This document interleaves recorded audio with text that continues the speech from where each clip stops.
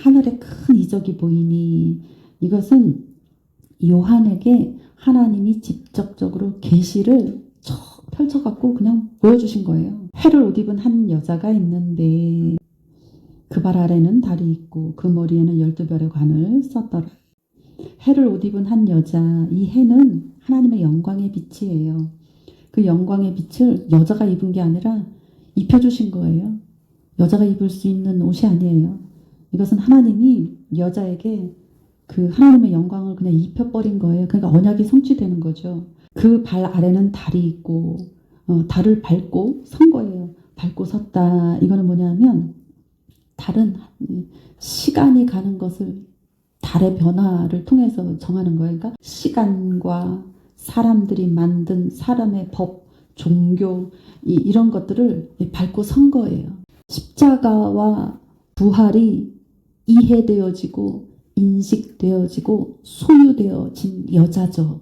그렇기 때문에 해 옷이 입혀져 버린 거예요. 이 여자가 아이를 배웠는데 해산하게 되매 아파서 애를 쓰며 부르짖더라. 이 여자는 이후에 신부로 다시 이 계시록에 등장하는 여자예요.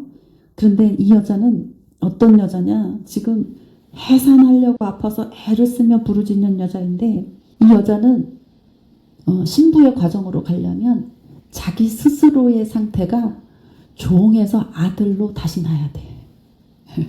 그래서 종의 신분에서는 바로 신부로 갈 수가 없어요. 종의 신분의 상태, 그러니까 내 내면의 상태가 이제 말씀의 분량이 종의 분량이 아니라 구약의 분량이 아니라 아들의 분량, 다 이루신 하나님 예수 그리스도의 십자가와 부활이 그 여자의 내면에서 가득 찬 거예요. 아들로 나올 수 있을 만큼 가득 차버린 거예요. 그러니까 지금 해산의 고통을 느끼는 거예요. 하늘에 또 다른 이적이 보이니 보라, 큰 붉은 용이 있다. 붉은색 용, 이거는 뭐야? 붉은색은 성경에 표현될 때 예수 그리스도의 피, 그 붉은 피 흉내내는 거예요. 붉은색으로 색깔을 비슷하게 흉내내는 거예요.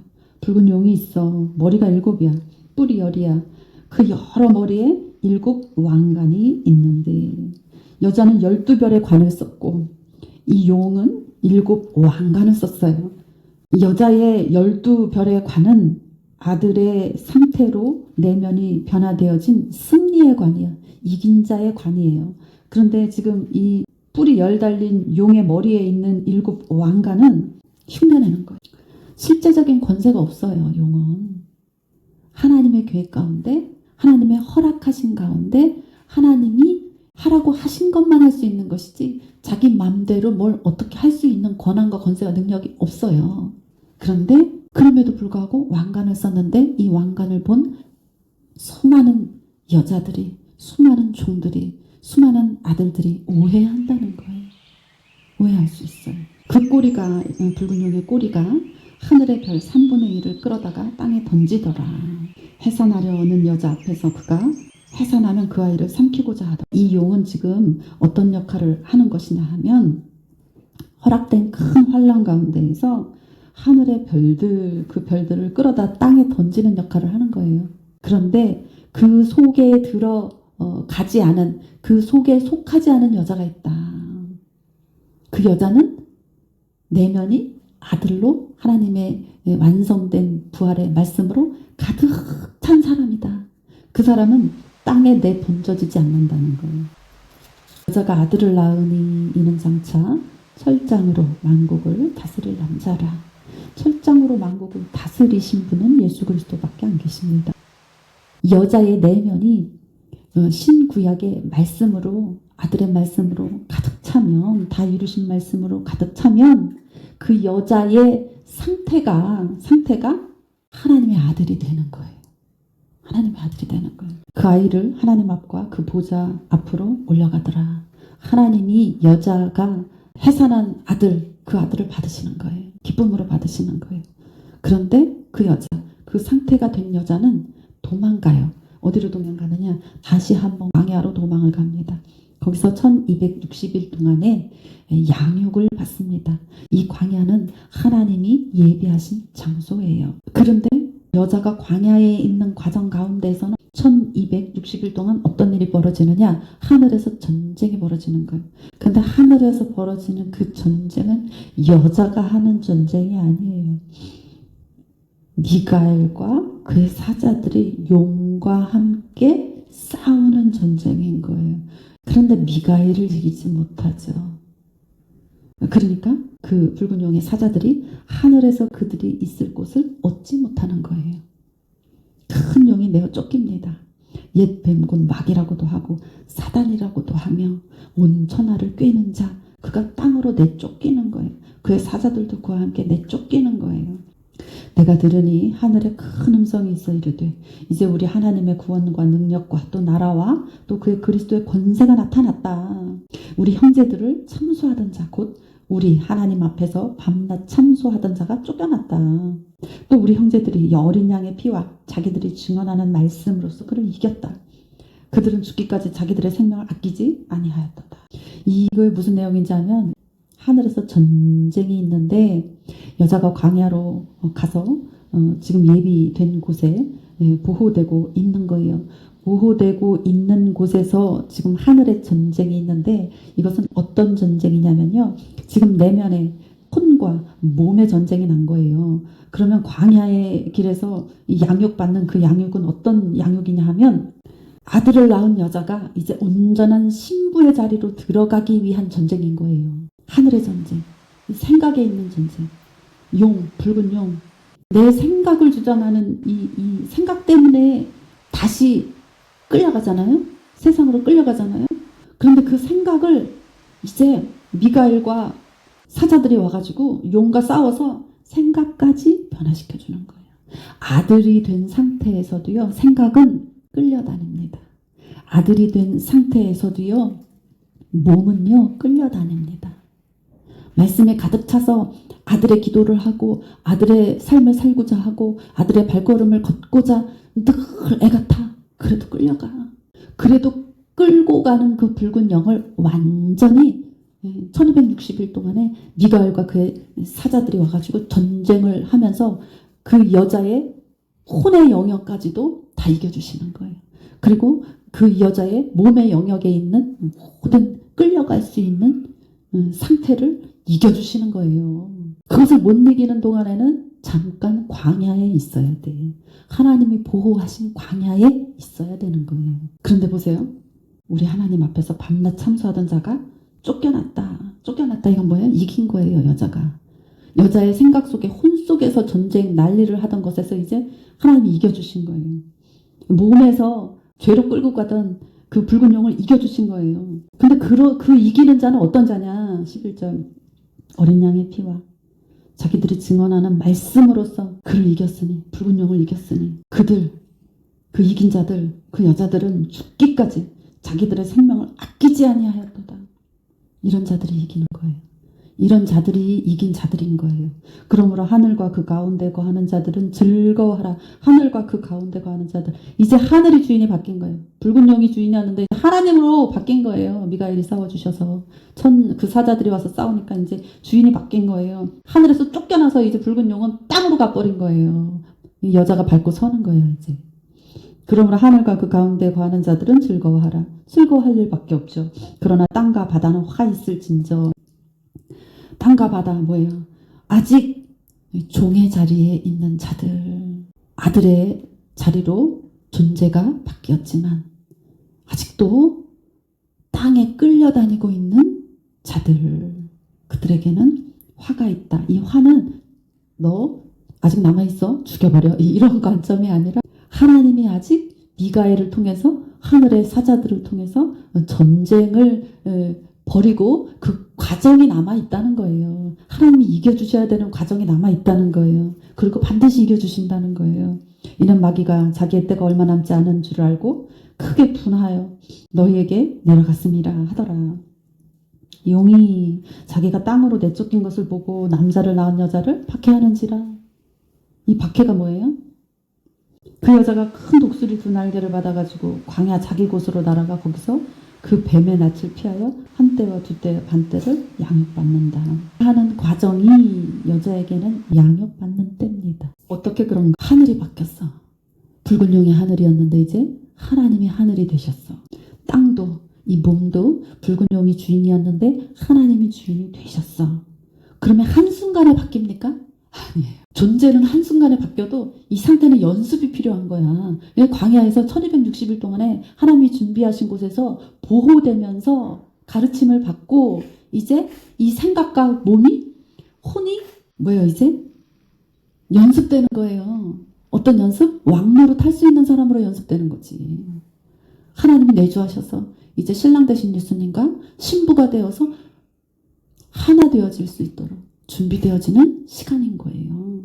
여자의 뒤에서 뱀이 그 입으로 물을 강같이 토하여 여자를 물에 떠내려가게 하려 하되 땅이 여자를 도와 그 입을 벌려 용의 입에서 토한 강물을 삼키니. 그러니까 이제 여자의 뒤에서 뱀이 앞에 못 나타나. 뒤에서 방해하는 거야. 아니 앞에 있어야지 걱정이지 뒤에 있는 게 뭐가 걱정이에요. 뒤에 있는 거는 이제 일도 아니야. 앞만 보고 가면 돼. 용이 여자에게 분노하여 돌아가서 안 되니까 못 이기는 거야 여자를 용이. 그 여자의 남은 자손 뭐예요? 어떤 자손? 남은 자손 아들을 가졌어. 임신했어. 아직 아들을 낳지 않은 자들. 아들을 낳기까지 그 이전의 상태의 여자의 남은 자손들. 그와 같은 자들. 그 어떤 자들이냐? 하나님의 계명을 지키고 예수의 증거를 가진 자. 예수의 증거는요. 십자가의 증거를 가진 사람들이에요. 십자가의 증거를 가진 사람들은 어떤 사람이냐면요.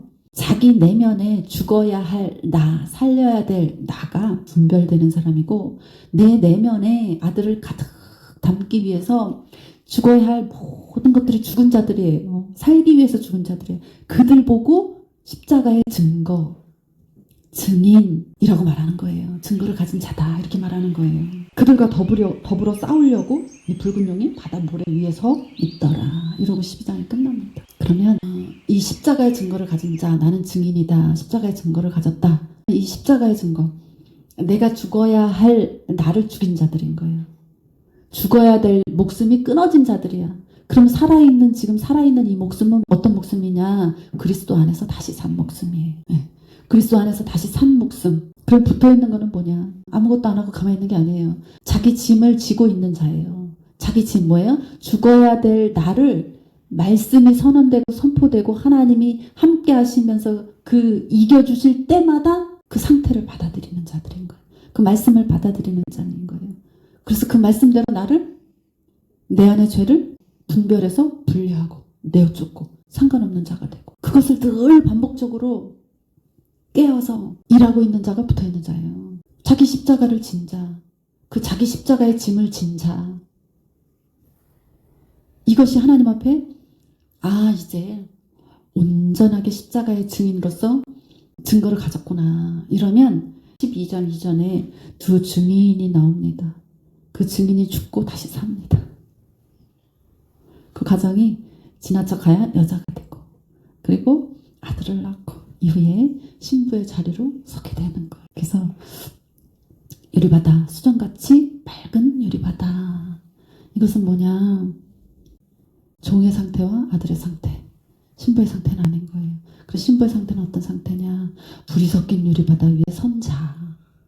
왜? 이제 상관이 없는 거예요. 신부는. 붉은 용이 42달 동안 권세와 능력을 받아서 여자와 그 자손들을 박해할 때, 큰 환란에 있을 때 이미 통과가 돼버린 거예요.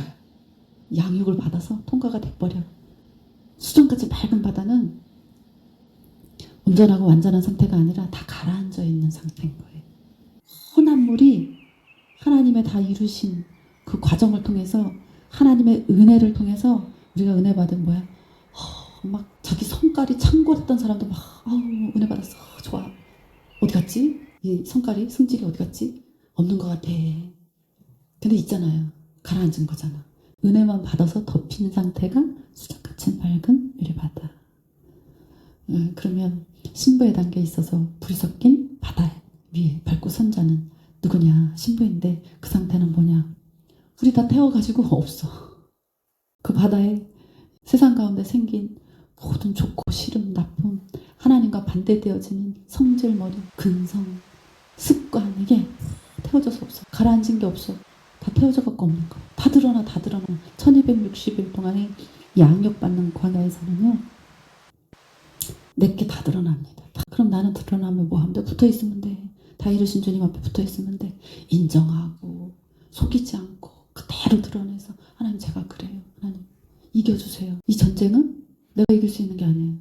하나님 손에는 미가엘이 그 사자들과 함께 붉은 용과 싸워서 이기는 거예요. 근데 종의 상태에 있어서는 맨날 숨겨. 나는 좀 괜찮은 사람으로 맨날 보이고 싶고 내가 부족하고 연약하고 실수한 건 맨날 숨기고 싶어. 아들의 상태에 가도 별로 변하지 않아요. 생각이 끌고 가서 날 조종해. 몸이 끌고 가서 조종해. 근데 불을 통과해야, 소멸하는 불을 통과해야 비로소 신부의 자리에서 다 이루신 하나님의 다 이루심이 나에게서 말씀으로 가득 찬 발현으로 나타나는 거예요. 이것이 뭐냐? 하나님의 얼굴과 얼굴을 대면하여 보리라 하신 그 말씀이 이루어지는 거예요. 이 모든 과정은 힘들고 어렵지 않아요. 무섭지 않습니다. 하나님 허락하신 범위 안에서만 되어지는 일이에요. 하나님 허락하시지 않은 일은 이 붉은 용이 할 수가 없어요. 두렵고 떨리는 일이 아니라 그럼에도 불구하고 하나님 다 이기셨다. 얘기예요. 그래서 창세기에서 천지 만물을 다 지으시고 이 과정마다 역사하신 타락과 또 회복과 이 모든 과정은 계시록으로 종결이 되는 거예요. 나는 시작과 끝이라. 알파와 오메가라. 만국을 철정으로 다스릴 자. 예수 그리스도잖아요. 각각의 여자가 신부가 되어서 신랑과 함께 선자는 다스리는 거예요. 왕노릇하는 거예요. 그런 신분으로 그렇게 함께 사는 자로 부르셨습니다. 속히 이루십니다. 아버지께서 이루십니다. 그 커다란 축복 안에 저 여러분이 함께 서 있습니다. 그것을 볼 것입니다.